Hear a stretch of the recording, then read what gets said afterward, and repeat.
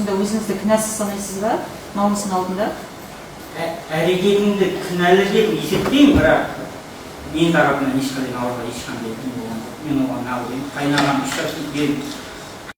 Атырауда 4 адамның өліміне қатысты іс бойынша сот отырысы жалғасуда. Жәбірленуші тараптың өкілдері күдікті Сұлтан Сәрсемалиевтен 70 миллион теңге көлемінде моральдық өтемақы өндіруді сұрады. Талапты марқұм Мақсұт Қарабалиннің туған қарындасы қойып отыр. Оның айтуынша қанды қылмыстан кейін әулеттің берекесі кетіп, жақын туыстарының денсаулығына зиян келген. Сұлтан Сәрсемалиев сотта Наурыз Мұханғалиевті өзін қорғау үшін өлтіргенін, ал отбасының қалған 3 мүшесін қасақана өлтіргенін тағы да мәлімдеді. Сондай-ақ ол жәбірленуші тараптың сұрағынан кейін марқұмдардың туыстарынан кешірім сұрады. Күдікті моральдық өтемақымен келтірілген шығынды өтеуден бас тартпайтынын, алайда қазіргі уақытта өз атында жылжымайтын мүліктің жоқтығын, қаржылық жағдайы нашар екенін айтты.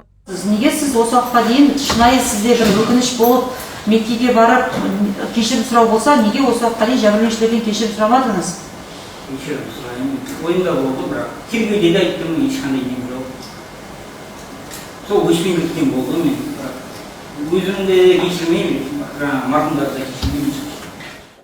Сотта мүрделерге сот-медициналық сараптама жүргізген маман жауап берді. Сарапшының айтуынша қаза тапқан 3 адамның денесіндегі кейбір пышақ жарақаттарының тереңдігі 18 сантиметрге дейін жеткен. Ал Мейрамгүл Қарабалинаның денесінен 32 пышақ жарақат анықталған. Дегенмен бұл пышақ дәл 32 рет салынды дегенді білдірмейді дейді сарапшы. Бір соққыдан қол сияқты бөлімдерде бірнеше жарақат пайда болған.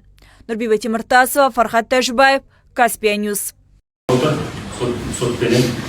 Сондықтан да бағана сізге қойылып жатқан азаматтық талаптар бойынша лентасыз қазір сотқа.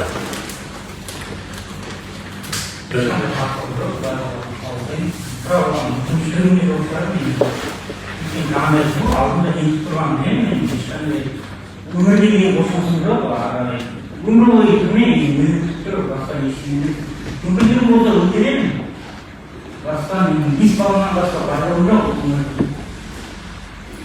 Сондықтан мен кепілдік бере алмаймын, айтқан болып қойды.